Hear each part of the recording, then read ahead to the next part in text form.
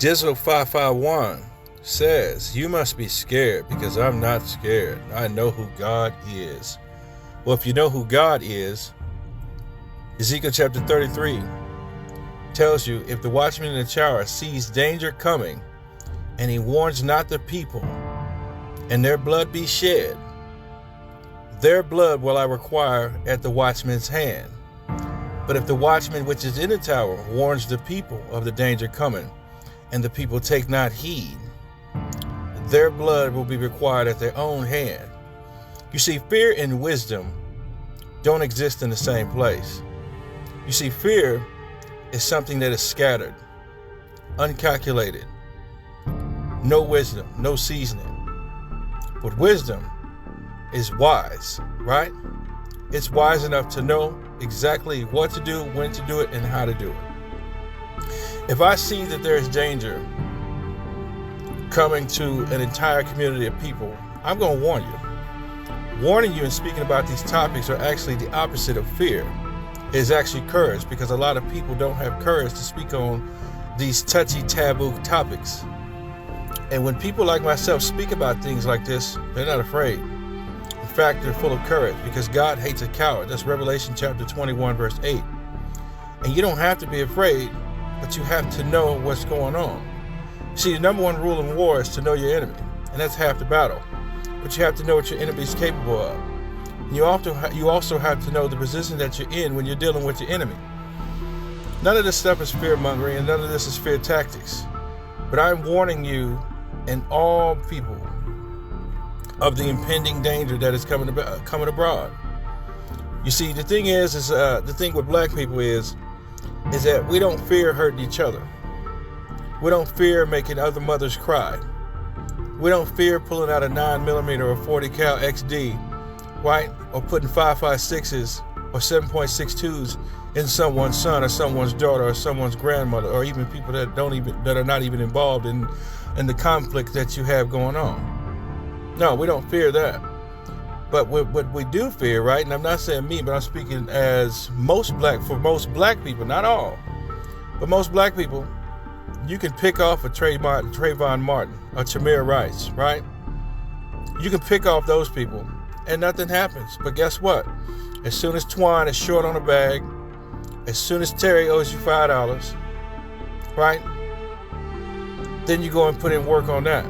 But when it comes to real terrorist groups and real problems, real situations, black people ain't nowhere to be found, other than at Family Dollar and Dollar General, getting cardboards and markers, writing on them, and marching in the streets in front of every Supreme Court building in America. This is not all brothers and sisters. This is not all black people. But I'm speaking about the ones who live in hypocrisy. I warn my people because I love them. I warn my people at the expense of my own life. See, the thing is, I can handle myself. And that's being humble about saying that. I can handle myself. If the lights went out right now, I would know what to do. Why? Because the Lord orders my steps. But the Lord also doesn't allow us to be cowards. Because the thing is your first line of defense is your legs. If you can avoid a situation, avoid it. But the only way that you stand your ground and you get busy and you handle business is if you're back in the corner. Is if your daughter's in the way of it. Is if your family's in the way of it. Your wife is in the way of it. Your mom's in the way of it. That's when you stand your ground. God doesn't want you to walk around being a punching bag. But at the same time, God gives us wisdom.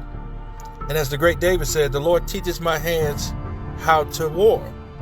So the thing is the last resort is physical violence. But the first resort is to stay the hell out of the way. But to also do your research and help people who don't know anything about this or are not quite privy to it.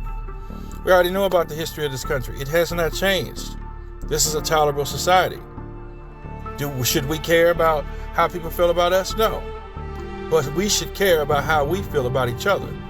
Because when I see another brother, I speak to him. When I see another brother and I see him sagging, I tell him politely. And I give him some game and some information. That's up to him to do as he wishes with that information.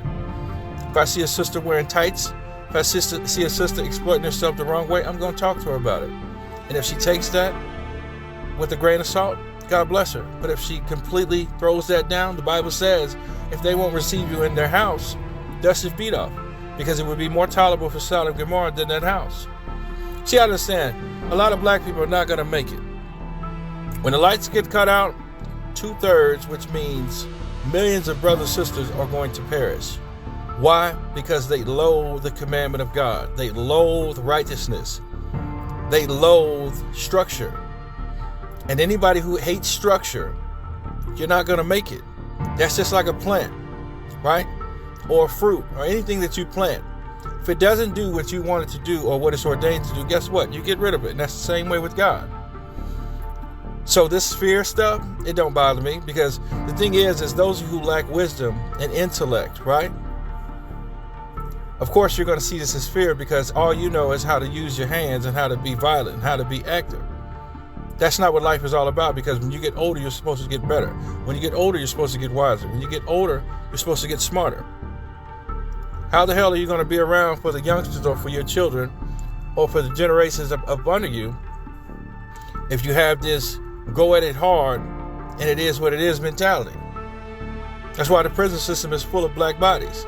That's why the grave is full of black bodies. It's because we don't know how to stop being niggas. We don't know how to be upstanding citizens in a society that expects you to fail, that's banking on you to fail, that's betting on you to fail. That's exactly what it is. The prison complex is a $1 billion industry, right? The funeral home business is a $1 billion industry. So you can keep acting like a fool all you want to. But guess what? America will always find a place to lock you up at. And America will always find a place to bury you, because the earth never runs out of dirt. So fear? That ain't me, bro. Facts over feelings. Sorry, not sorry. Jesus said expose them.